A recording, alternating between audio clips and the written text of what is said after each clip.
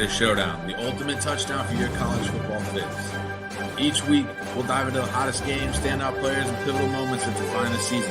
Whether you're a die-hard fan or just tuning in for the first time, we got all the stats, stories, and insights to keep you at the top of your game. So grab your favorite snack, get comfy. It's time to kick off another episode of Saturday Showdown.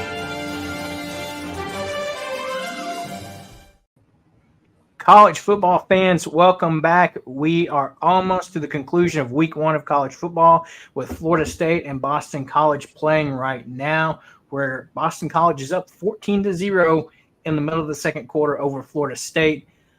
We have Brandon joining us tonight.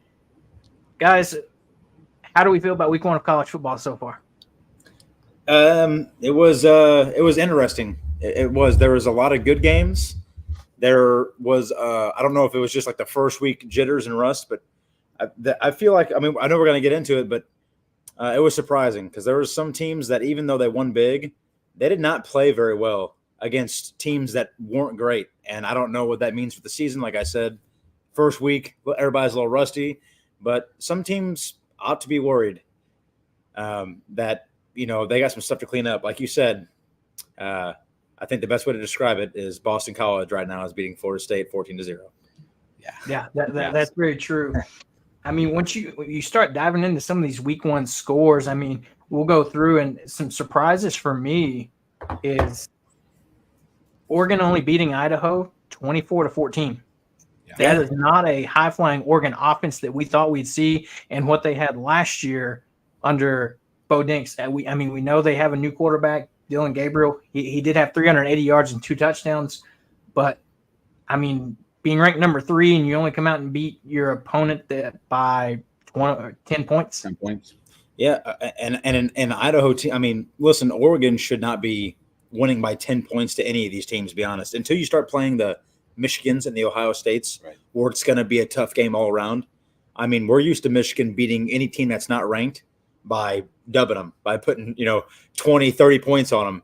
The fact that you're and I understand everybody's going to say it's the first week, but the fact that you're this high flying, like you said, Oregon team, and you only beat these guys by 10 points. To be honest, if you look at their defense, holding them to 217 yards and having 4 sacks, I feel like that kind of saved them. I understand Dylan Gabriel had a good day, but I think without that defense, I think it might have been a little bit different of a story, to be honest. I would agree. Dylan Gabriel threw 49 passes, 380 yards, and you only scored 24 points. That's you miss 8 passes on the day. That's you had 2 touchdowns. You only had 24 points, 2 touchdowns, 380 yards. That right there. You should be closer to the 40s at least. You should be. Not saying you are, but you should be pretty close to that number. Right. Yeah, I agree there. And you look around some of these teams, like the scores don't reflect it, but we'll get your take here. Dylan, Ohio State, they won 52-6, but you look like poop. They did not. So I was actually a little worried in the beginning. Listen, I knew Ohio State was going to win the game because Akron's a terrible football team, but I'm not really looking at that. Just like the Michigan and Texas game, I'm not really looking right at the score. We're trying to figure out what kind of team that you're going to be for the season, right? And Will Howard, he came together, in the second half of football, but that first half was atrocious for Will Howard, for the offense, for the defense. Even though we put up 52 points, we did not look like a fundamental sound football team, to be honest. There was a lot of parts of the game that we struggled. And Will Howard, like I said, that was a little nerve-wracking to see.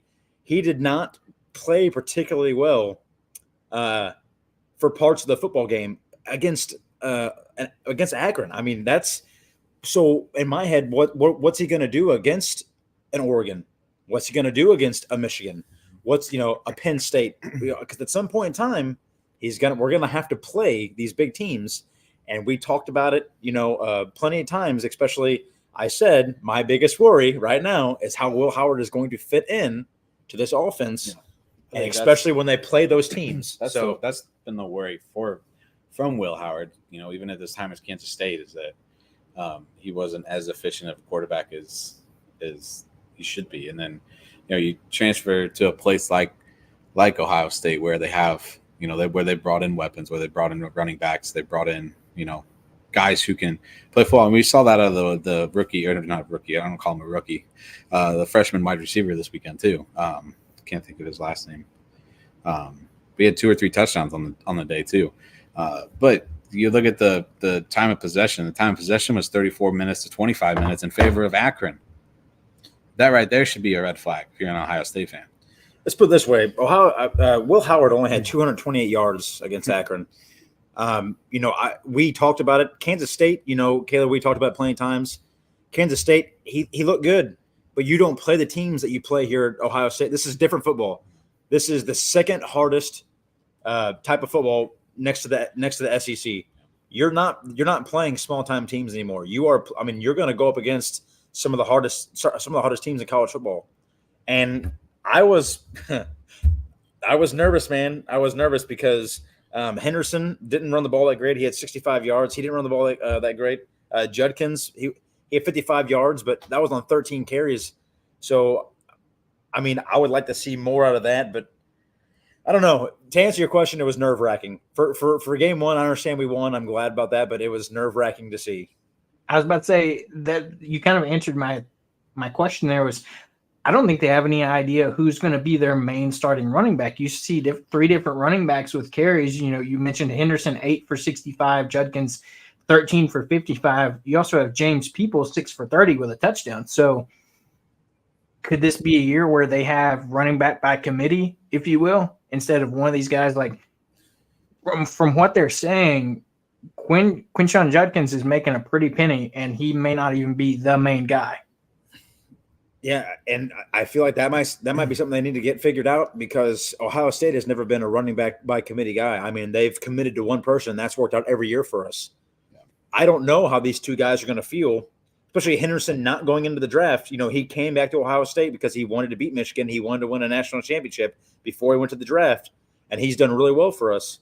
So I don't know how these guys are going to feel if you tell them that they need to split carries for the season. So – yeah, that's true.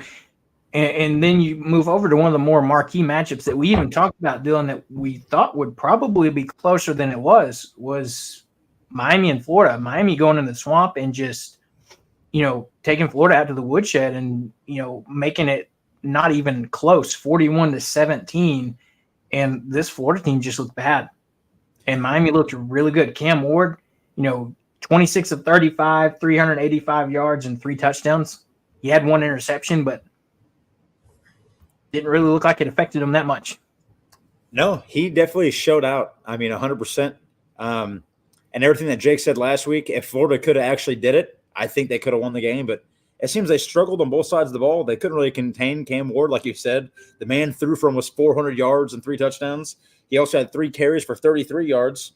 So, I mean, even though it's only 33 yards, I mean, you got to think where he earned those 33 yards. You know, it could have been on anything. So their top receiver had 112 yards receiving for a touchdown. The next closest guy to him had 89 yards. Then their third best receiver had 70 yards receiving. So Florida, it seems like they just kind of struggled. You know, Mertz, 11 of 20, 91 yards and an interception. That's a struggle. Johnson had 11 carries for 106 yards. But other than that, there was no run game whatsoever. Their best receiver had 7 catches for 50 yards. You know, there was no passing touchdowns whatsoever. And I don't care what kind of football you play, whether it's high school football, grade school football, flag football, it doesn't matter. If you can't get one side of the ball going, the other one is not going to work the whole game. It's they have to go hand in hand. Yep. The pass game and the run game, they have to help each other. And they struggled against that Miami defense big time. Yeah. I mean, that's true. And then if you're Florida, you're thinking about it, you know, Napier's seat just got a lot hotter. And, you know, you just mentioned Mertz only going 11 of 20 for 91 yards in that interception. Even though this is just week 1, at what point do you kind of maybe say, should I get this young, talented freshman starting because he maybe the upside is worth it compared to the floor of Mertz, because, you know, and he might even potentially miss next week because he got a concussion, was knocked out of the game anyway. So DJ Lagway came in 3 for 6 for 31 yards and an interception. You could tell he was a freshman, didn't look great. But if you're Napier and you're already on the hot seat, I mean, what do you got to lose by starting the talented freshman compared to, Graham Mertz was your guy last year, knows the system, but really struggled to get anything going. If you're Florida, you're playing Stanford next week. You sit him. You don't even. I'll probably possibly be in concussion protocol anyways. But again, you're playing Stanford, so that should be and you're at home again. That should be a win. Go ahead and sit your guy, let him recover, let him rest, see what your new guy could get. What this new quarterback can do for your team and whatnot. Because you look at later on in their schedule after that, they play Texas A&M, who fared well against Notre Dame, and then they have Mississippi State, UCF, who didn't look great. Then you got Tennessee. The way Florida finishes out the season, you got Tennessee, Kentucky, Georgia, Texas, LSU, Ole Miss, and then Florida State. That's one heck of a schedule. That's brutal. I'm gonna go the other direction. I think if Mertz is able to play, I think you have to play him. Getting stomped by Miami, who people thought you should have competed against way better than what happened at home. If you don't start Mertz and you let Stanford come into the swamp and beat you, that's probably going to be it for you. Being down at a school like Florida, that's probably going to be it. They're going to start criticizing every decision you made. Yeah. So I think you're better off to start Mertz if he's available to play. Yeah. If not, then you're just going to have to ride it out and let the true freshman come in and see what he can do. But he could be in some trouble because Florida is one of those schools that they want to win, and to get embarrassed at home on the very first game, I would say that's not the direction that they're wanting to go. So, not at all, especially with the prestige that school has. If you think about Florida of the past, they're a school that is used to winning, wants to win. And, I know they were already calling for Napier to be fired last year, and he got another year. And that's probably because they're still paying Dan Mullen. Yeah. And so trying to pay 2 buyouts and go out and get another coach doesn't seem like a great formula there. No. But we'll see what the rest of the season holds. But Florida, I feel like if you're a Florida fan, buckle in for a tough ride because, they've got ranked the number 1 toughest schedule in the country. And like you guys said, with some of those matchups upcoming, it's not going to get any easier other than maybe these quote unquote gimme games like Stanford next week. Another game that, was very interesting to me was the college game day game of the week. Notre Dame going down to Texas A&M. And this Texas A&M team did not look great. And I kind of thought before the season that they're overrated coming in at 20 under a new head coach. And, this was a defensive slugfest right up until the end of the game. Final score 23-13. Connor Wegman for A&M did not look great at all. He's under a new system with Colin Klein coming over from Kansas State, but he went 12 of 30 for 100 yards and 2 interceptions. Yeah, both teams, man, it was a struggle. Texas A&M, a lot of people, like you just said, think that they got ranked a little too high. But Notre Dame didn't look great. I mean, Notre Dame didn't look great either. We expected them to come in and not necessarily beat Texas A&M out of the water, but ranked as the number 7 team of the country. People come, they want you to come in and they expect you to play with some sort of prestige, some sort of fire. And getting Riley Leonard, who people thought was a big pickup, he didn't play great either. I understand it's a new system for him. 18 to 30 for 158 yards, no touchdowns, no interceptions. So, that part's good.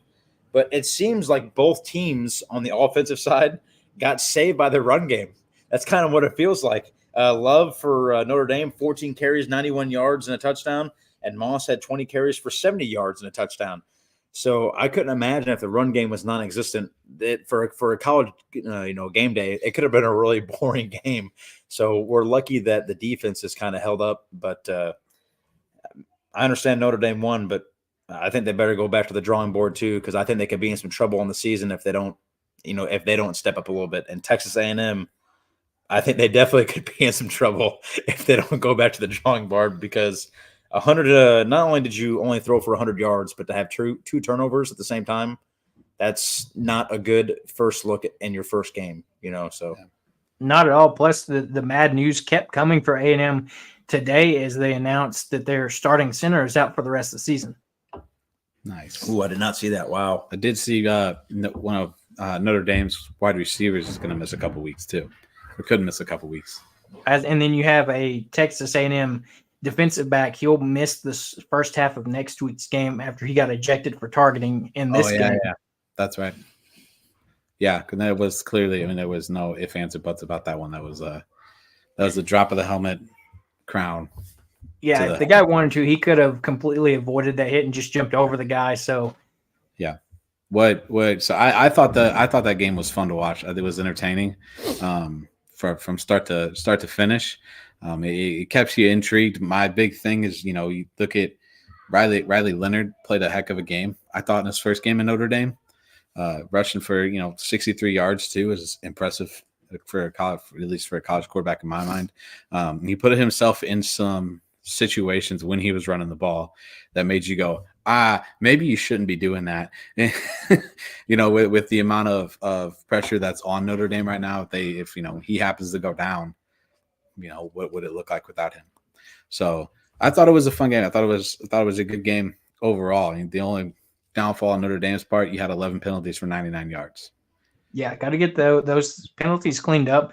But very much a game like we thought that would be that defensive slugfest with both head coaches being defensive minded. And that's what you got up until that fourth quarter. You had a very low scoring game until kind of that one team found a way to break it open a little bit, and Notre Dame was able to do that. They broke off that big run to get a touchdown, and then they kind of essentially got the game-sealing interception late in the fourth quarter, and then was able to go down and put up a field goal to help increase their lead a little bit. Fun fact though is that so this is Marcus Freeman's third year Notre Dame, right? So I was watching the Hard Knocks version of Notre Dame. I don't know if you've seen that. I don't know what it's on. It's on Peacock, I think. The last two head coaches before Marcus Freeman, each of them won a national championship in their third season. No kidding. Yeah, fun fact for you. If you didn't know that, it's Marcus Freeman's third season. So there's a little bit of extra. No pressure. yeah, a little bit of extra pressure there. Yeah, for sure. And then the big game marquee on yesterday, USC and LSU in Las Vegas for the Modelo Vegas Kickoff Classic. And this turned out to be a shootout. And, USC came out with a win here. If anybody saw LSU, Brian Kelly's press conference, he was not a happy camper, very upset, especially he said this is the second time they've had an opening game like this where things didn't go their way and they lost. And I'm sure he's referencing that Florida State game a season or two ago. Right. But, you come into this game,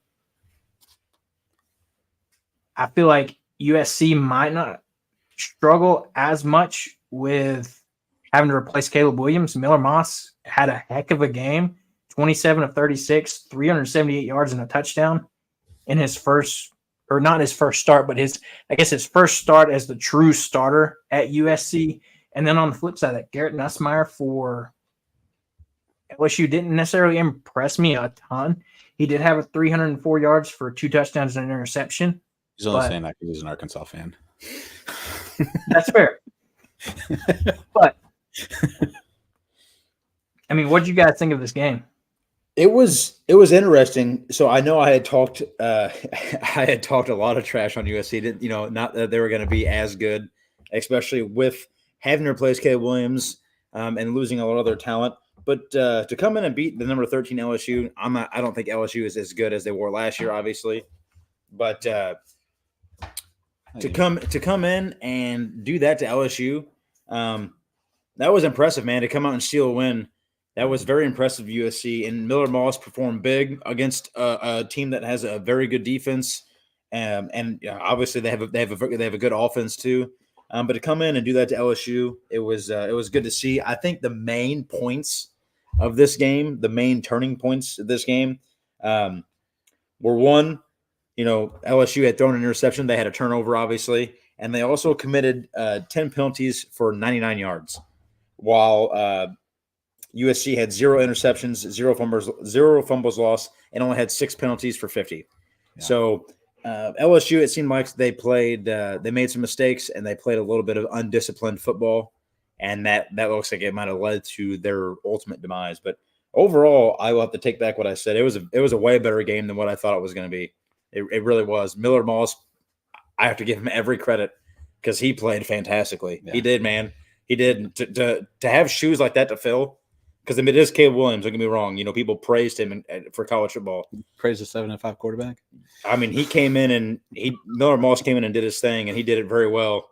So you have to give credit where credit's due. Yeah, I wish I would have. I didn't hear that part last week, but I thought Miller Moss was going to be a stud last year when I saw him in the bowl game when he threw for like 6 touchdowns. Well, we didn't say that he wasn't going to be a stud. We figured that maybe having shoes like that to fill. Yeah, it's just pressure there. It was going to be pressure. Obviously, there was none because zero. The guy, he did good, man. Yeah.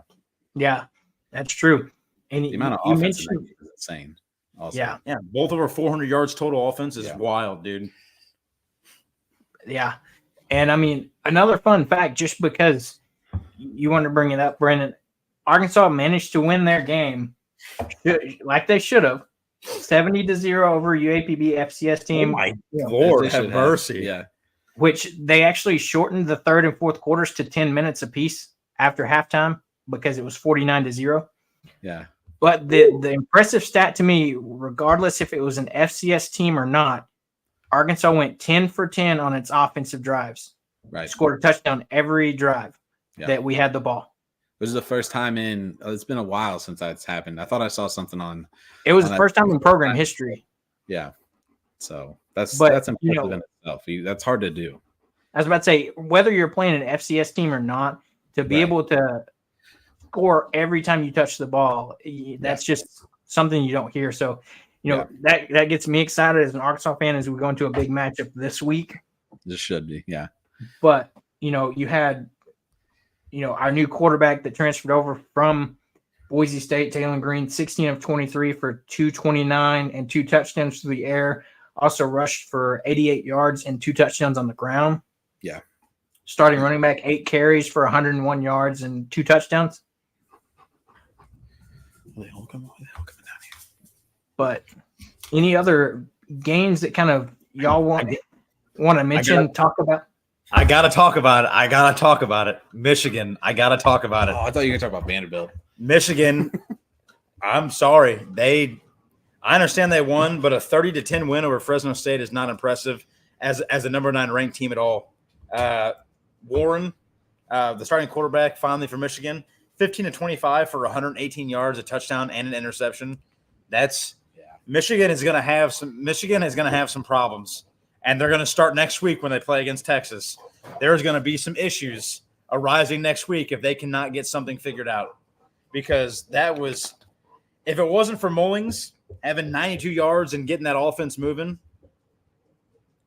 this could have been something else. And I think that was surprising too, because I think a lot of people figured Edwards was going to take over for Blake Corum, and he had a poor showing with 11 carries for 27 yards. Yeah.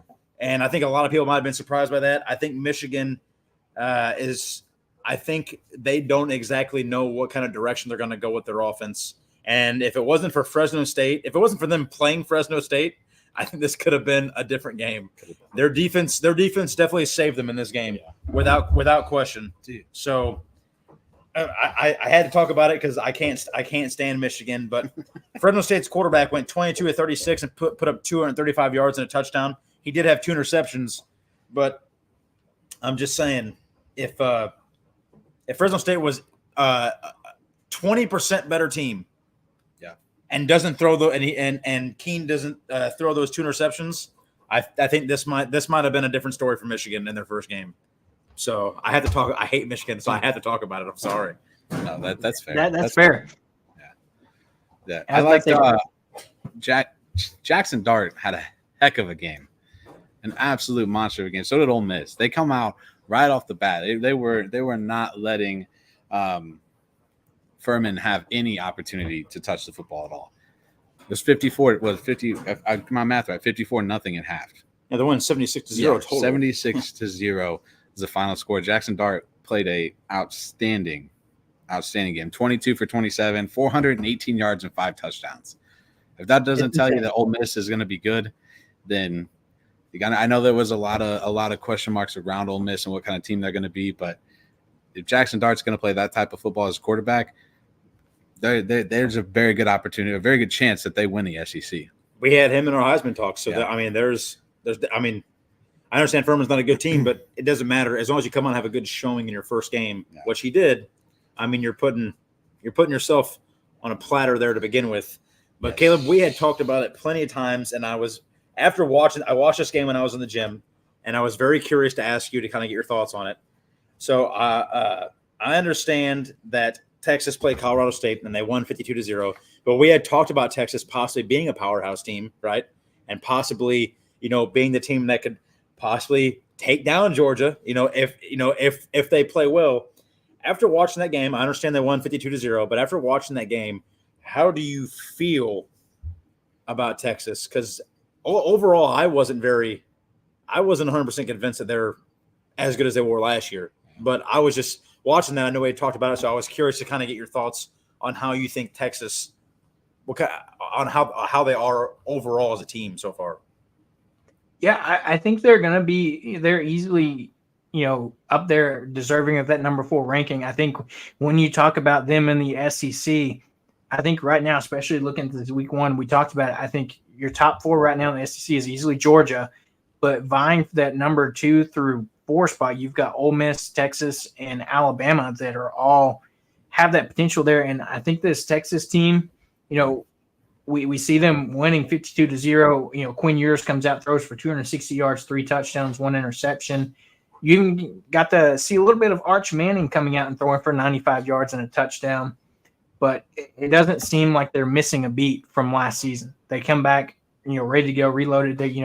You're replacing, a running back, some receivers. They brought over Isaiah Bond via the transfer portal. Some freshmen coming in. It looks like Coach Sark's got this team in a spot to where they will compete in the SEC, and that makes me even more ready to watch the matchup between them and Georgia come October. Yeah. I think we'll see what kind of team Texas is. I know Michigan didn't have a great game, but I still think that'll be a heck of a game. If Texas can play, if you compare the two teams on their first games, Texas is going to blow them out of the water. They should. They were the 7-point favorites now. They're 100% going to blow them out of the water. Also, I know we got stuff to move on to, but I just want to say North Dakota State put up a way bigger fight against Colorado. I know we didn't really talk about this game, but they put up a pretty decent fight against Colorado, which I think we were kind of surprised about. But I just want to say Shedeur Sanders, I know really I kind of had him as like a dark horse in fantasy if he could stay healthy. Man, 26 of 34, 445 yards and 4 touchdowns for your first game is I mean that's about as good. I mean that's about as good as you're going to get. I understand, they don't play, the most solid teams, but I like Shedeur Sanders. I think he has a lot of good mechanics there. But so it'll be interesting to see how that goes on because that offensive line wasn't particularly great for him again in that first game. So it was supposed to be better this year, and I don't think that they lived up to that the very first game. So it'll be very. I was about to say he got a lot of help from Travis Hunter there too. So yes, he did, and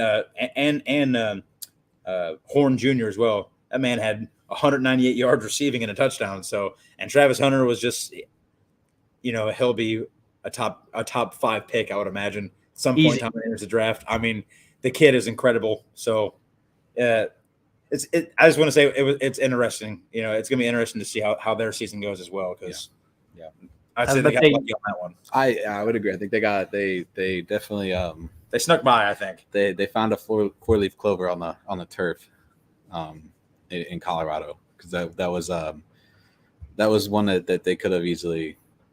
Because he could have easily lost. Because North Dakota State is not a team to mess around with. I didn't think they played bad football at all. To be honest, I didn't think North Dakota State played terrible. No, they're a good football team. They're a couple FBS, couple division or championships the last couple of years. So they're a pretty solid team. I was about to say, if you're one of the Dakota schools in the FCS, it's something about the schools up north in the FCS. North Dakota, South Dakota, Montana State, they're all very solid put together programs, which is weird to say, but Yeah. Yeah. Before we move on, you mentioned it, Brandon. Vanderbilt actually getting a win in week 1 in the SEC.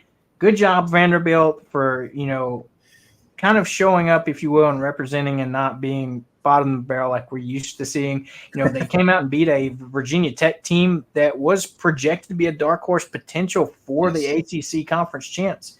But they came out and won 34-27 in overtime, where I was impressed by Vanderbilt's quarterback, Diego Pavia.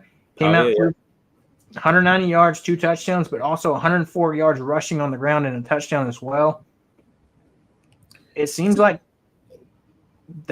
Vanderbilt could compete and maybe not be dead last in the SEC this season. I was going to say that if you're a SEC team, do not count out Vanderbilt now. Yep. You can't count Vanderbilt out on your schedule anymore. No, that wasn't a terrible game. I mean, I think Virginia Tech, I think a lot of people figured they were going to come in and win this game convincingly. Yeah. I know that I did.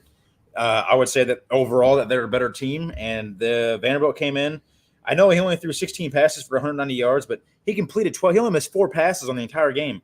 He threw 2 touchdowns, and like you said, on top of only missing 4 passes, just 4, and throwing for almost 200 yards, he ran 26 times for 104 yards on top of it for another touchdown. I mean, the kid, you got to give credit where credit's due. I mean, Vanderbilt came out. A lot of people had counted them out, including myself. And they came out and they did their thing, and they played some tough football, and they got a good win. For them, that's a great win to start the season. So absolutely, you can't even be upset if you're Vanderbilt. I mean, you can't. No, that's another Power 5 school that Power 4 school. Sorry, that you get a solid, impressive win over, and if you happen to be a lot better of a football team that is going to play a lot later on down the road when it comes to not saying that they're going to make college football playoffs, but crazier things have happened. That's true. Yeah. And so kind of as we round out our week 1, quick update here. Florida State added 6 points, so it's now 14-6 with 15 seconds left before the half. But they're still continuing to struggle here. Week 2, after the loss against Georgia Tech, DJU, only 108 yards, not looking great. So we'll see what happens in the second half. But if Florida State doesn't get it together, it seems like it's very easily looking like they could start their season 0-2 and drop out of the rankings, as they are currently number 10 from last week. But things don't seem like they're going in the right direction for them right now. Yeah, it's a rough one for Florida State. I cannot say that tonight, which isn't necessarily a good thing. You already you lost to Georgia Tech last week, and then you get a couple of extra days rest coming from Ireland to play Boston College at home. On top of it, and you're down 14-6 at halftime. Something's not clicking in Florida State. Well, the fact that you're DJ and you haven't quite, you've been playing college football long enough. The fact that you're not settled into an offense yet, right? At a good team, at a good school, that should be worrisome enough as it is. Yeah. And the fact that they can't get anything going on offense should be worrisome. They have 5 yards rushing. That's, They have got their yards. They have got their total yards up. When we started the show, it was 15 total yards on the game. They're at 118. So moving in the right direction. Yeah, but it's not a good look, because if you're starting the season off like this, what happens when you actually play a good school? Right. When you play a good team, then what's going to happen? It is not going to be pretty. This is not the team from last year. This is not even remotely close to the same team. No. Not at all. Not at all. So, wrapping up week 1, this game will finish up. But for the Variety Sports Pick'em, we are currently have a 4-way tie for first in the Pick'em. Dylan, you being in that top 4, going 8-2 in the week. I'm sitting in a 6-way tie for 5th, going 7-3. The big game there being one of the games we talked about, and I had Virginia Tech beating Vanderbilt, No. and then, I put my bet on Florida, and they let me down. I thought they would be a much more competitive game than it was. So, as we jump over it, it's time to start talking week 2 matchups. So we'll see as this starts to kind of take shape, games that'll go through. Do they have them up already? Oh, yeah, they do. Yes. So games we'll talk about that are part of our pick'em. We'll start right off where you guys kind of hinted at it earlier. Michigan, Texas. We saw Texas get the big win. Michigan struggled early. Yep. This has the chance to not be a pretty game for Michigan if they kind of don't get things ironed out from week 1. You go ahead. Yeah, I hate Michigan, so I would never pick them to win anything in my life. never once would I ever pick them to win anything. Obviously, I had to pick them last week, but I just watching that game, comparing the two teams, I do not think that Michigan has truly figured out who they are, especially on offense. Mm-hmm. I think it's harder to figure out what kind of offense you're going to be than what kind of defense that you can be. Yeah. Defense, I figure, defense might just be a tad bit easier, but offensively, it just does not seem like they have their game together yet. And I'm telling you, I'm going to need to see a drastic change within a week's time, because if they go in to this game and play like they did against Fresno State, they're going to get torched by Texas, because Quentin Ewers and all them, they're going to come in and they're not going to start slow. No. I mean, Texas is going to move the ball, and it's going to be relentless. So, and that's even if Michigan's defense can even put up a couple stops. If Michigan's offense can't get going, this game is not going to be pretty. So I think Texas. I don't want to say a blowout, but I think Texas wins convincingly. Yeah, I think they're already a 7-point favorite on the road against Michigan. So that should be enough right there for you to go, maybe this isn't going to be as close as we think it's going to be. And the over-under is only 48.5, or the under at least is 48.5 in this one right now. And they've got the spread at Texas by 7. Yeah. So, yeah, they say Texas is going to win the game by 7 points, at least 7 points, which probably not going to be the case. It's probably going to be a closer game than we probably think it will be, just because it is a big game. It's a big game for both teams early in the season. It's going to have a lot of college playoff implications later down the line. Say these two teams finish with the same record at the end of the season, this game is going to play a big factor into who's going to be seeded over them. Michigan wins, that they could be higher seed than Texas, or they can end up playing each other again. Well, you also have to think, though, these guys, they're going to play some other teams. So yeah. Whoever loses this game, let's say, if Michigan loses, you still got to play Ohio State and Oregon. Like, you still have to play. State, yeah. You still got to play other big teams. And if Texas would lose this game, you still have to play big SEC teams. You still got to go play Georgia. Yeah. So one loss, you could still be in. You could still be in the race for a college football spot. But now you're talking 2 losses. Right. You get 2 losses. I don't know if you get in. So this for your second football game, this could have implications for your whole season on if you end up in the college football playoffs or not. Right. Yeah. I was about to say, the one thing Michigan's got going for them is that it is in Michigan. So, they'll at least have some home field advantage, but I think it's safe to say we're all probably taking Texas in this one. Yeah, I think that's where I'd lean. It's more Texas. But if you look at Michigan's schedule too, they play after this game against Michigan, they play Arkansas State, which should be not saying it should be a pushover, but it should be a pushover game for Michigan. And then you have USC right after that. So you get 2 pretty heavy house teams that you haven't played in a while as well. So, and then later on the line, you still have to play Oregon and Ohio State. So it's going to be interesting to see. It's a big game for Michigan. It's a big game for Texas. Very true.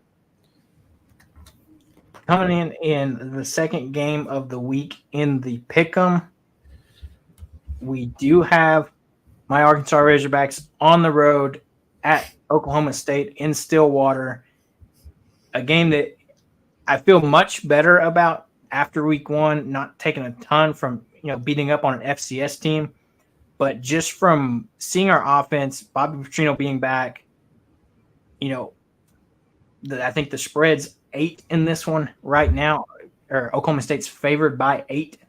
So, let me hear your thoughts, guys. Yeah, I think this one could end up being a fun game to watch. Just because, you have Oklahoma State, who's been a very consistent team over the last, probably a consistent underrated team in college football the last couple of years. They were in the Big 12 championship last year, so right. This should be a good game. And if Arkansas plays anywhere like they did, I know they didn't play a huge opponent in Pine Bluff, but Pine Bluff, right? Yes, Pine Bluff. Yeah, UAPB. This could be a good game. This could be a low key game of the week type of deal. Yeah. I've said it on my show. To me, and for Arkansas season, this could be a big game for our season just because, this is a big matchup in week 2 that I think could determine a lot of the season. You won the first game like you're supposed to, like you should. You go into a real, I feel like, measuring stick test, if you will, against a team that's projected to be one of the top teams or possibly win the Big 12. Yeah. It's on the road, so you get a road test early.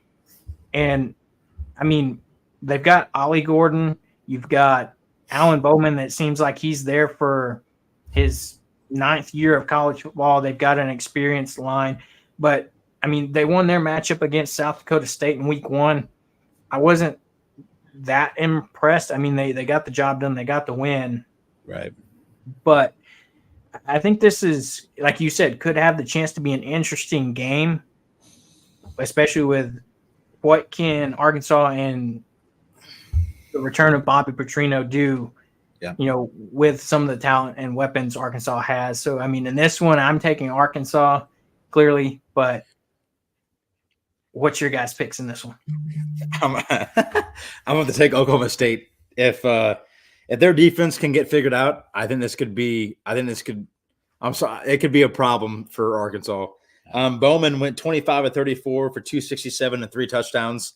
Offensively, that's fantastic. And Ollie Gordon, he's picking right up where he left off. 27 carries, 104 yards, and 2 touchdowns. So he's not slowing down from the 1,700-yard season, 21 touchdown season he had last year. If their offense wasn't, they allowed 20. If their defense could be a little bit better, this could be not great. If their defense can play better, I'm trying not to dog. You got booed. I'm trying not to dog Arkansas because they're not a bad football team. They just play good teams, and they don't get some of the talent that their other schools, get. And obviously they're bigger name schools, and that goes for everybody. Yeah.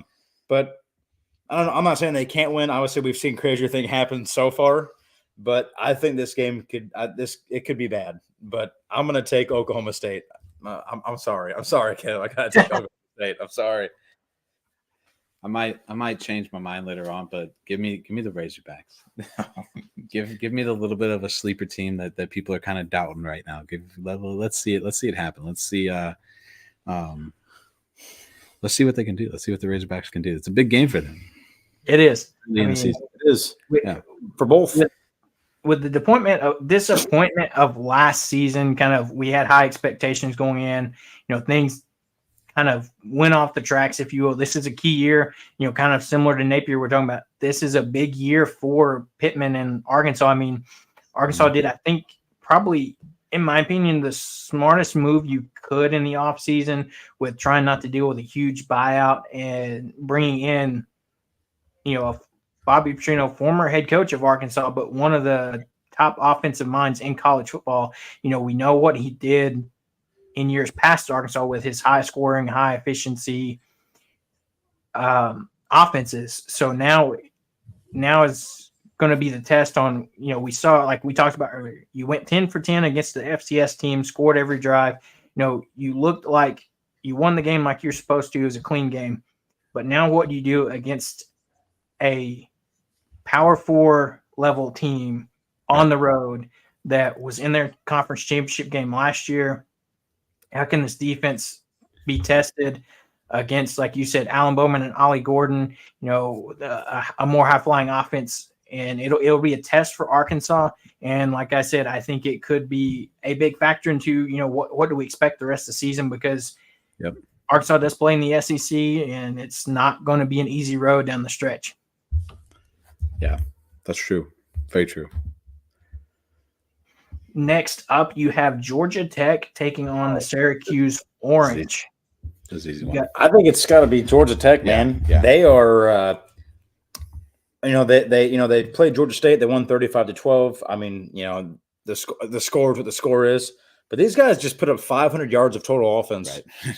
I mean, I don't care if the team's terrible. Against any team, that's hard to do. 4-9 on third down, 2-2 on fourth down. They punted 3 times, had 1 turnover. The penalties are a little concerning. 8 penalties for 72 yards. But overall, I mean, their QB, King, 24-29, 275, and 2 touchdowns. Haynes had 17 carries for 84 yards. He was averaging about 5 yards a carry for a touchdown. I mean, offensively, man, they haven't lost any steam from that Florida State game. So, and their defense played immaculate again. Their defense played very well again. They're very solid defensively. I think more solid than I think what a lot of people thought so far. And their offense has done very well. I think better than what people thought. So far as well. I mean, I know they didn't play a great team in Georgia State, but they played very well against Florida State. They put up 35. So, yeah, I think this is an easy win for Georgia Tech. I think it's an easy 3-0 start to the season. I'm very shocked that this is only a 3-point spread. Yes. Very shocked. I was about to say, you have Syracuse that, they're 1-0 in the season. They've got your former Buckeye on their team, Kyle McCord. But like you guys said, I think this is going to be an easy 3-0 start for Georgia Tech. I mean, you just look at it, like you mentioned last week, that when King went 421 for 2 touchdowns, you had Haynes, their running back, 28 carries, 159 yards, and 3 touchdowns as well. I think that was a big boost for them getting that week 0 win over Florida State. They were a team last year that was number 1 in the ACC in rushing on offense, but dead last in the ACC in rushing defense. And they went out and addressed that, brought in a new defensive coordinator, and this defense looks like it's playing much better football this season so far. ACC champions, Georgia Tech. They're playing very well, man, and their running game. They've always been known for having a good, solid, running game. Ohio against Syracuse, their top running back just put up 16 carries for 203 yards rushing. So if Georgia Tech can get that game going, I would say this is not going to be a very fun game for Syracuse. Yeah, not at all. Yeah, that's rough.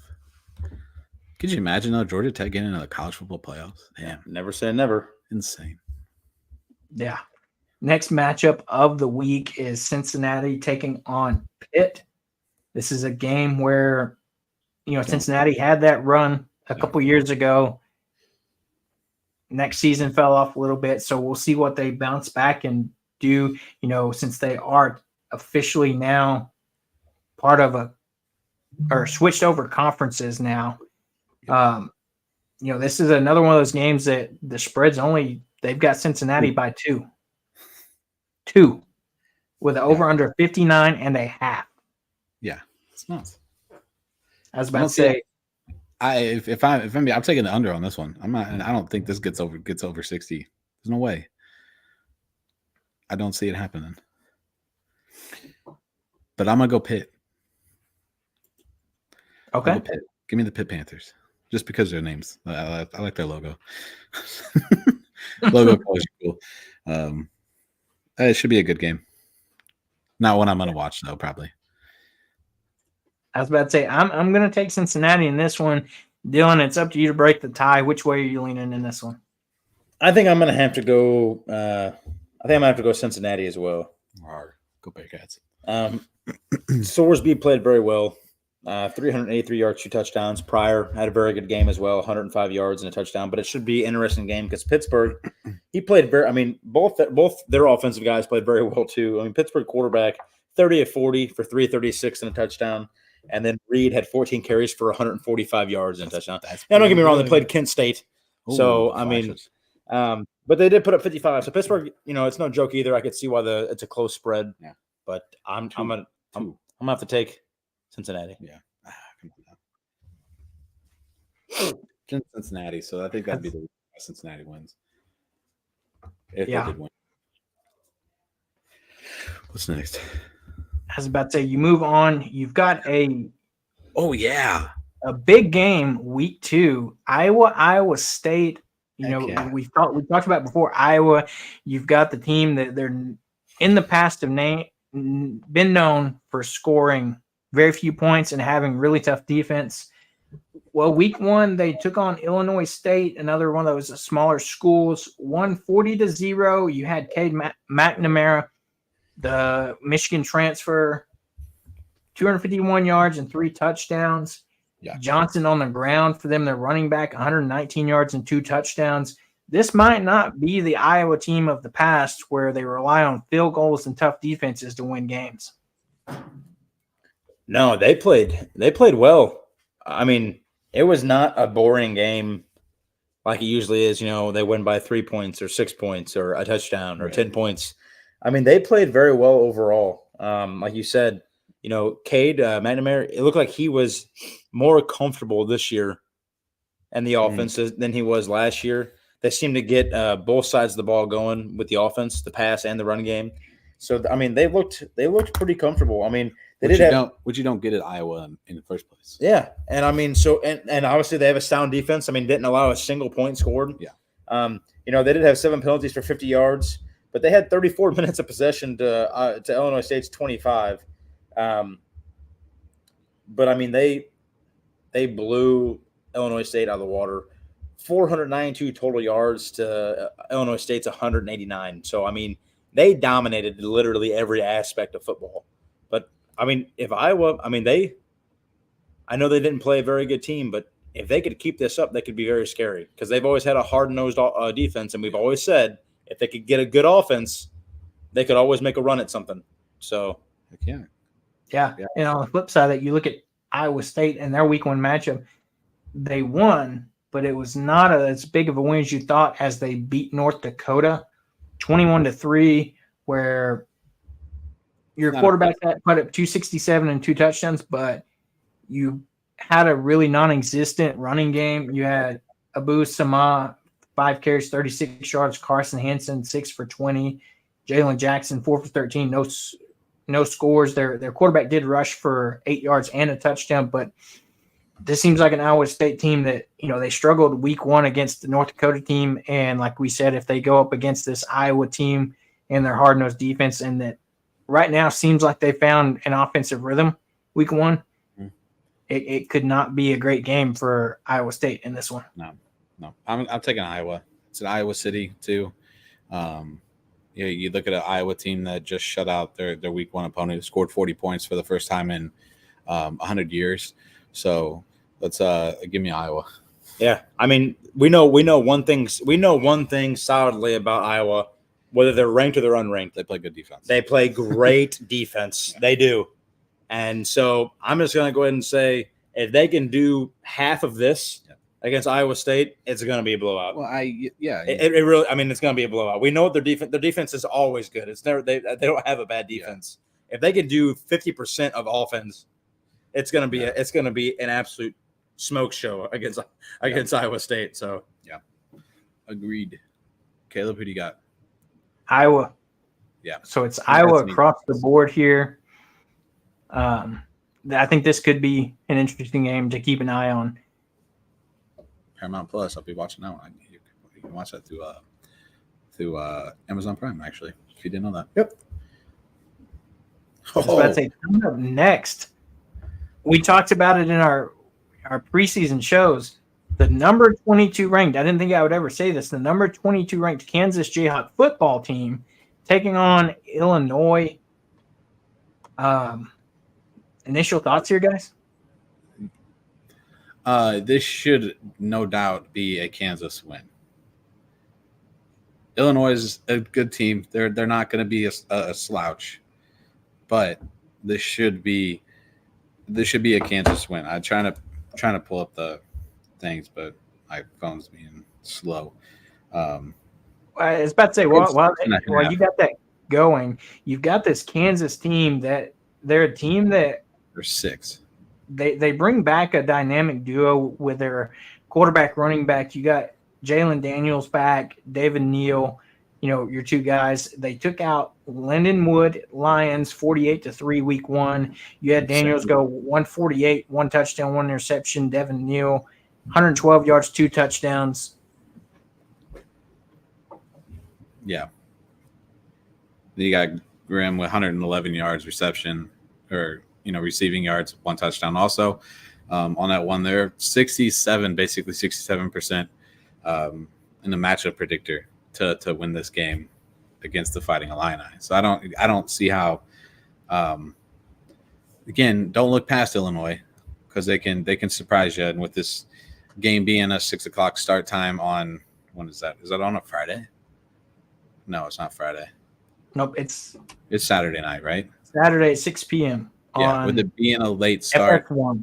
Yeah, with it being a late start at Illinois, that could be interesting for Kansas. It could be a trap game. So we say. I'm gonna take Kansas, but it's not gonna be convincingly. Daniels only go 9 of 15 for 148 yards. That's scary enough as it is. Did he play the whole game? The fact that they're running, it seems like their run game saved them. But I'm not. This is the one game if I'm worried about someone's gonna be an upset. This is the game I'm worried about. Yeah. Illinois just won 45-0. And don't get me wrong, Altemeyer went 19-24, 213 yards and 4 touchdowns. Feagin 16 carries, 108 yards and a touchdown. So, and their defense played great. Their offense played great. They had 486 total yards to EIU's 196. Illinois had 27 first downs in the game total. Yeah. So, I mean, overall, man, they played fantastic. Only had 6 penalties total overall. So, I'm going to take Kansas just because I think Kansas is a better football team. But I would not be surprised if Illinois puts up a fight and possibly sneaks a win. Yeah, I'm going to follow that up. I'm going to take Kansas as well in this one. It's the first time in a while, to have a good football program, sitting at number 22. They had a great end of the season last year. And, I think they're following that up with a great start this season. Yeah.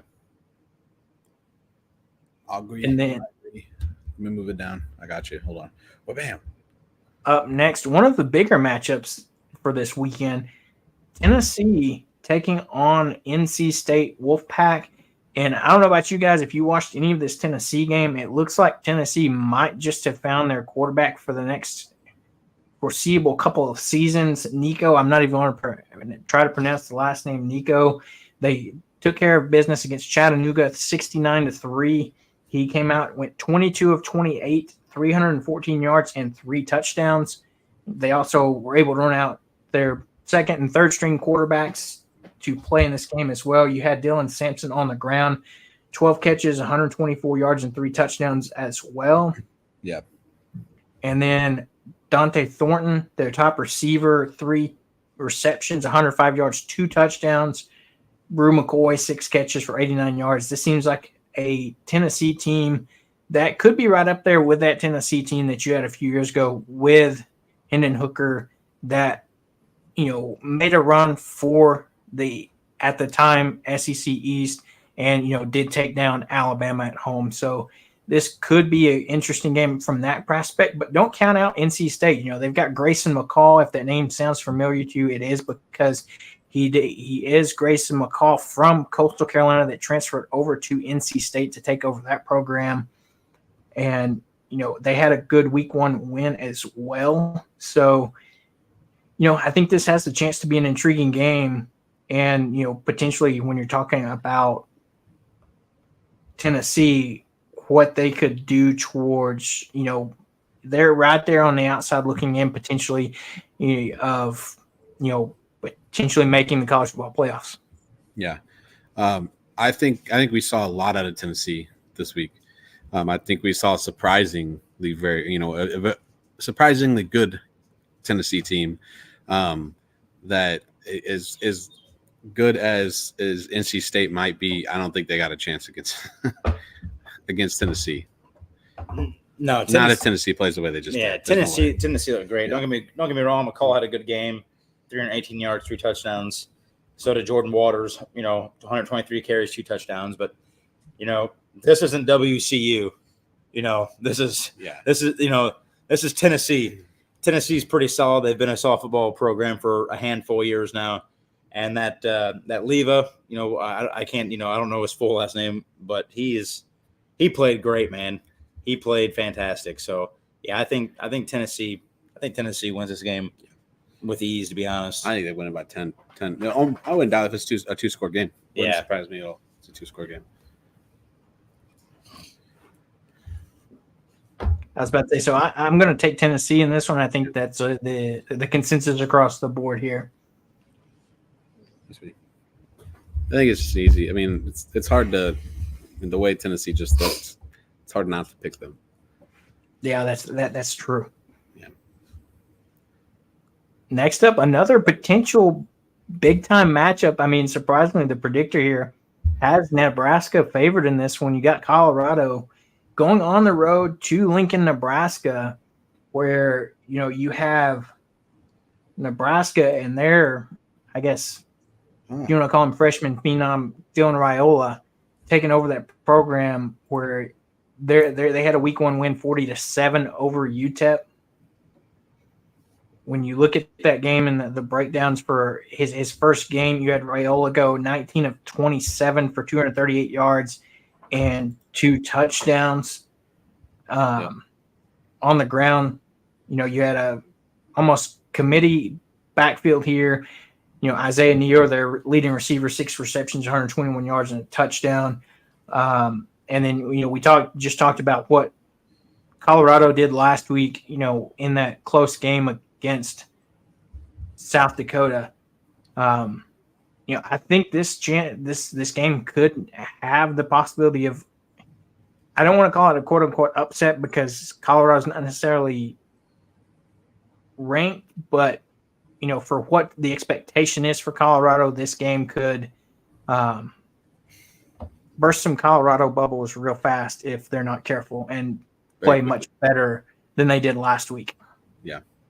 Yeah, I'm going to take Colorado. I think a win over North Dakota State is a way. I know they didn't win barely, but North Dakota State is a way better team than UTEP. I understand. They put up 40 against them, but when you have a lot of good talent, you play a bad team. I mean, you're expected to win big. I don't think anyone expected Colorado to blow North Dakota State out of the water. North Dakota State has always been a solid football team. But Shedeur Sanders, he was just doing his thing. 26 to 34, 445 yards, 4 touchdowns, 1 interception. Jimmy Horn Jr. seven catches, 198 yards and touchdown. Travis Hunter 7 catches, 132 yards, 3 touchdowns. If that offensive line can just hold up and they can get a run game going, because Dylan Hayden having 9 carries for 20 yards, that's nothing impressive. So, Shedeur Sanders cannot throw the ball every game for 440 yards every game. That's not possible to do that. I mean, he's going to burn himself out or get hurt really quickly. Yep. If that offensive line can keep up, Shedeur Sanders can play well and keep hooking up with Travis Hunter, which it seems like before he got hurt last year, Colorado was on a roll. And Travis Hunter got hurt, and then things kind of started going downhill. But if Travis Hunter can stay healthy and Shedeur Sanders can keep doing what he's doing, that offensive line can hold up and they get a run game going. I'm not going to say it's an easy win or anything, but I think they squeak one out against Nebraska. Yeah, I'm gonna go the opposite. I'm going Nebraska. I think the Cornhuskers play a little bit different of a style of football. They're going to control the ball. They're going to keep the ball out of Shedeur and Travis's hands as much as they can. They're going to control the clock. They're going to run the ball a lot, and they're going to walk away with a home win against a very solid Colorado team.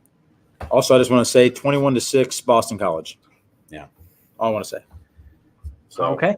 I was about to say I'll break the tie in this one. I'm gonna lean towards Colorado too. You know, I want to have some hope to see what Coach Prime can do in this game. You know, they went out and really attacked the transfer portal. You know, we didn't see it last week, but they went in and got the number one offensive line transfer class. So let's see if we see some improvement in that in this game. And if they can, like we talked about, the success to Colorado, I think, is if you can protect and keep Shedeur Sanders upright and allow him to make those plays. because I mean, You have to. if he keeps playing the way he's playing, he's going to be a top 10 draft pick without question. The guy has all the he has all the talent. He has all the talent in the world. But the thing is last year he was put on his behind so much. Yeah. I mean, there was nothing they could do. So I mean, even if they don't have a solid record, you look at Caleb Williams last year; they were 7-5 at USC, and he was still the first overall pick. Yeah. So, but I think Caleb is right. Yeah. If that offensive line could just protect, him, that's my concern. I think they win this game, but it's really going to come down to that. Yeah.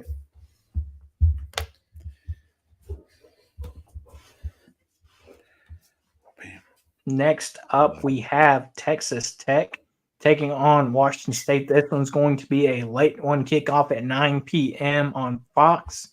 Pac-2 after dark, baby. Let's go.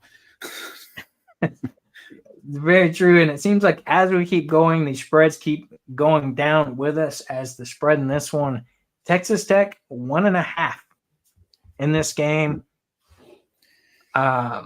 You know, you look at this game, it is going to be at Washington State, you know, hence the late start there. You have Texas Tech, where they last week got the win over Abilene Christian 52-51 in a barn burner, if you will. So not a big win there. No, and you look on the not at all, especially against a team that, you know, you think you should win more than a 1-point game. Yeah. Thoughts here on this matchup that, you know, we could be a close one. Give me the Washington State Cougars to take this. I was about to say they put up 70 points on Portland State. I think this could be an absolute shootout of a game, though.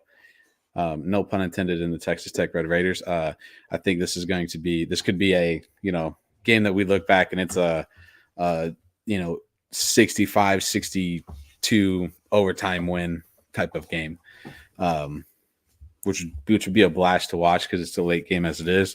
So you're not going to have much on after, you know, when it starts at 9:00 Central Time. So this should be a good one. Give me Washington State to get a win here. When you're in a game that when you only beat Abilene Christian in overtime by 1 point, that right there is no thanks. I'm gonna pick the other team that's playing against you. I was about to say a fun fact. If you think about these two teams, these are both programs that kind of come from that Mike Leach coaching tree as he was at previously. Both of these programs. So I mean, you see both these programs are not teams that are. They don't play defense. Yeah, they're used to putting up a lot of points. So yeah. So I'm right there with you, Brandon. I'll take Washington State in this one. Yeah. Dylan? I'm going to go Texas Tech. I knew you would. I'm going Texas Tech. I mean, it's going to be interesting. You know, it's hard to say. I'm just going to look like this. Washington State's quarterback, Mattier, I think Mattier, whatever you say his last name. I'm just saying, never in the history again am I ever going to see a quarterback throw the ball 17 times for 352 yards and 5 touchdowns. If you play against any team that has some sort of an offense or some sort of a defense, there's no way you're throwing the ball always, for 17 times for 350 yards. That's not happening. 30 of 42 for 378 and 5 touchdowns. That's throwing the football. Yeah. That's getting something done. That's moving the football. That's playing with aggression. To me, that looks a whole lot better than blowing Portland State out by 40 points and throwing the ball 17 times. Because realistically, that's not going to happen again. I don't see him putting up – there's no way he's going to throw the ball again 17 times for 350 yards and 5 touchdowns against Texas Tech. I understand the defenses aren't respectable, but I think Texas Tech's defense is a little more respectable than Portland State's. And 30 of 42 for 378 and 5 touchdowns, and then to rush the ball 27 times for 153 yards and a touchdown.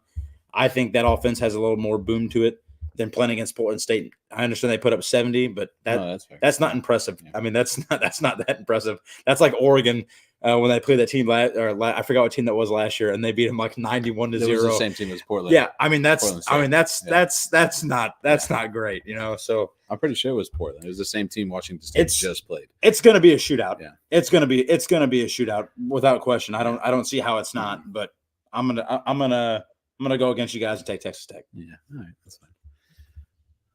That's fine. I was about to say, and then as we round out the last pick'em matchup here, you got Mississippi State traveling to Arizona State for another late one, kicking off at 9:30. So we have a couple of different games to watch here.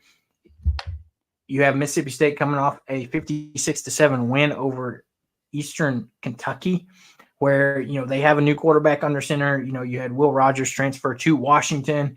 You have Shapen coming in, transferring over from Baylor. He went 247 yards and 3 touchdowns, and he also was the rushing leader with 44 yards and 1 touchdown on the ground as well.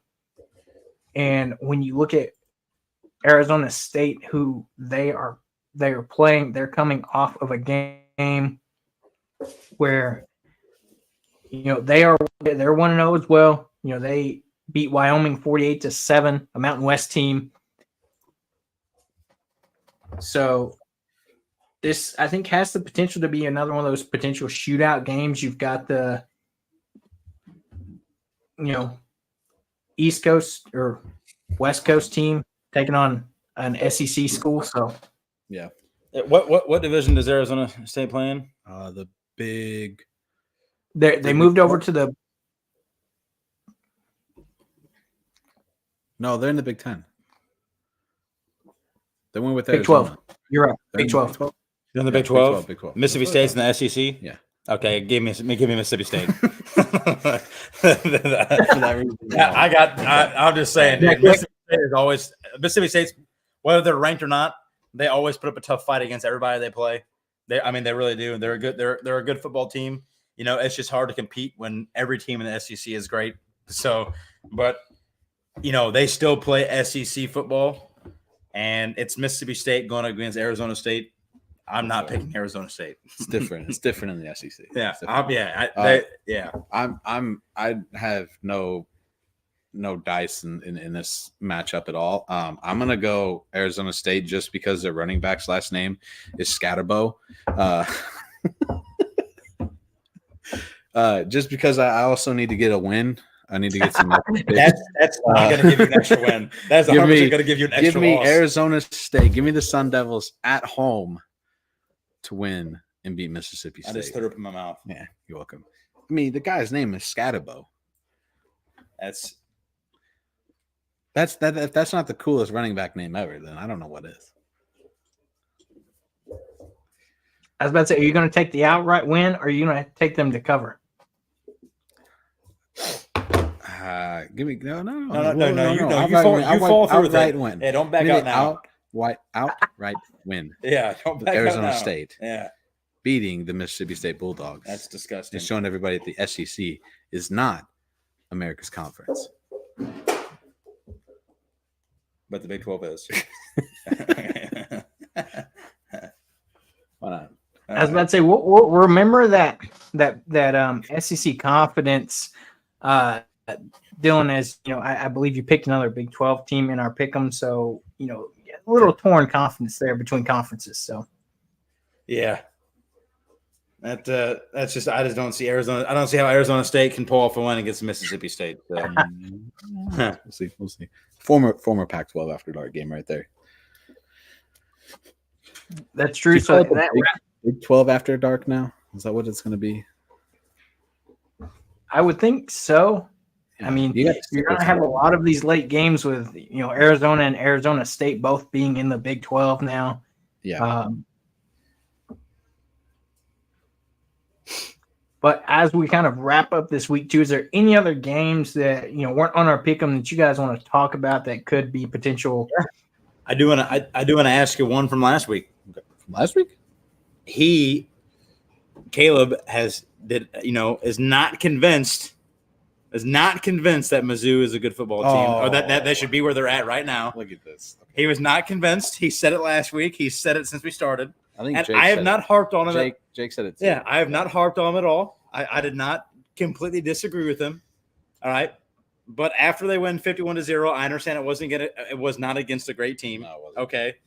But after watching their offense and their defense play, which I thought they played very well, how do you feel about Mizzou now? Do you think they're rightfully so where they're at, or do you think it's You think it's still up in the air?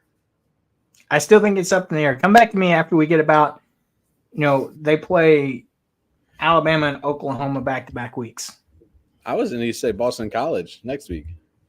That is true. Well, they got Buffalo this week and then Boston College next week. So yes. Yeah. They still got to play that Vanderbilt team we were just talking about earlier that you can't count as an easy win now. Right. This is That's very true. And they could be easily 3-0 going into that game against Missouri. 3-0 because they play Alcorn State. That was the game I was going to bring up, is the fact that Vanderbilt could be 2-0 going into week 3. 2-0. Yeah. Undefeated.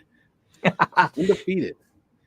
But then they play Mizzou and then they play Alabama back-to-back weeks. So they could easily go. But the fact that Vanderbilt could come into that game 3-0 and come into Mizzou, and again, crazier things have happened.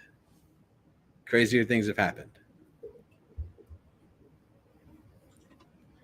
So I don't know. Yeah. That could be a fun one to watch. Mizzou Vanderbilt in a couple weeks. That could be a fun one. But other than that, I don't really have any other ones on my radar, to be honest. Trying to see if there's any other ones. No. Cal Auburn. That'll be interesting. An interesting one I think you could look at is potentially you've got Boise State at Oregon, an Oregon team that struggled week 1, a Boise State team that put up a lot of points. Yeah. Yes, we did talk about this, and I said that if Boise State was going to pull off an upset against a big team, it's better to do it earlier than not. Right. And, I mean, Caleb, what do you think about how Boise State performed and then about how Oregon performed in their first game against not a very good team? How do you feel now that of a possibility of a Boise State upset? I think it's possible. When you look at these two teams, it's kind of like the reverse of each one of them. You had Oregon that didn't look like they put up a ton of offense and they struggled to score points a little bit. And on the flip side, you had Boise State that they kind of won a shootout behind. I mean, they had a great performance, but they still allowed a lot of points to be scored. So, I mean, I think these are two teams that if you just go off these week 1 matchups, that they're playing against the weaknesses of the other team, if you will. So, but like you said, this could be the team early in the season. You get out to, you still get the win, but not a confident start. If you're Oregon, and same for Boise State, you get the win, but you look at it, Oregon or Boise State versus Oregon all time is 3-0. Yeah. What does it say? Hold on. I personally think since we're drinking the tea of the Razorbacks with our win against Pine Bluff, doesn't count because it's a washover team. Anyway, we can't actually say that Mizzou isn't going to be all that. We're all drinking that. Yeah, that's true. Fair enough. I think this year is just going to be overall college football, just because the way transfer portal was. It's just going to be it's going to be all over the place. We don't know what to expect each week. I think that's just what it's going to be. There has potential to be a lot of upsets this year, I feel like. Yeah. So, yeah. I'm going to pull this down. Oh, bam. Big screen. I was about to say, the one thing going in this game, though, Oregon is the home team here. So, Boise State is traveling to Eugene. Yeah. So, Oregon at Eugene is tough to play. Tough to beat, tough to play. That is for sure nail on the hammer. No, hammer on the nail. God, I got that backwards. You know what I meant. I was about to say, yeah. So, that's our take on week 1 and week 2. It's going to be another great week of watching college football, and glad that it's back. Any other updates before we get out of here, guys? Let's see. Nope, still 21-6. Boston College over Florida State, and looks like who's that? Boston? No, Florida State's got the ball. It is 2nd and 11 at the Florida State 27 right now. So it'll be a big game. This could be a huge loss. I was about that we might be sitting here next week talking to you about how Florida State's 0-2, and the building's on fire down in how Florida State has been officially knocked out of the college football playoffs 2 games and the first 2 games of the season. Yeah, because that's what's going to happen if they lose this game. They'd have to win out to even have a chance. And that's not happening. I was about to say their big chance would be to win the ACC, because the conference winners get the automatic bids. Right. Yeah, but I don't starting off 0-2. That's not against 2. I won't say terrible teams yet, but 2 not solidified teams. That's not a good start to your season. Nope, not at all. And I would say the coach, if he loses this game, he's under immediate fire right now. If they lose this game, he is on the hot seat instantaneously. Yeah, football in Florida is not doing so hot. Football on a team where you just went undefeated and got. I just mean in Florida. I'm just saying you went undefeated and got jibbed. True. Of a 13-0. They probably should have been in the college football playoffs. So to have that happen to you, and then now you're possibly talking against 0-2 to 2 unranked teams. Yeah, that I would say he's definitely going to be under some fire. Yeah. So I was about to say, you got to think about it too. Florida State, I think, is probably one of the few teams in the country that started out their season playing 2 straight conference games as well, which is big. Yes, and you're talking both losses. Yes, that's not a good look. Nope. And they got a lot of work to do with not a whole lot of time. Nope. So. Yeah. Yeah. Well, if there's nothing else, guys, this has been another great episode of Saturday Showdown, and we'll be back next week to talk about all these week 2 matchups that we just talked about, our predictions. We'll see how we fared in the pick'em for this week. Big matchups here. We'll see, where we stand next week in our pick'em contest. And until then, let's enjoy another big college weekend of college football. Yeah, it'll be fun.